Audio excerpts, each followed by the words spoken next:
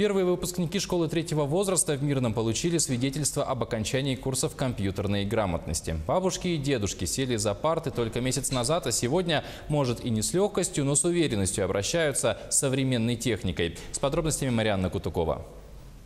Первый сертификат об окончании курсов компьютерной грамотности получил Николай Кулажин. Председатель Совета ветеранов в свои 77 лет ведет активную жизнь. Вот позади и современные курсы. Я научился, значит, почта, моя почта, так.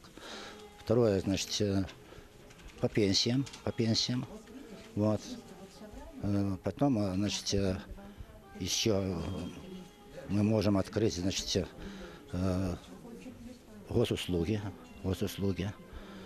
Приходили к нам преподаватели с пенсионного отдела, значит, да, вот, коммунальные платежи тоже изучали, значит. Поэтому очень много поучительного.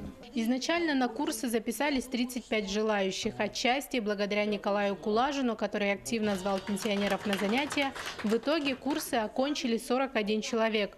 Уроки компьютерной грамотности прошли на базе Центра дополнительного образования. Педагоги говорят, трудностей в обучении пожилых людей не было, так как каждый учился с большим рвением и желанием. После окончания курсов многие даже приобрели ноутбуки и планшеты. Настроение, конечно, задавали сами слушатели. Они с энтузиазмом, с особым ходили на курсы, слушали, учились, каждый раз лекции свои приносили, отвечали на вопросы. Настроение было хорошее. На сегодняшний день уровень знаний, конечно, вырос в разы.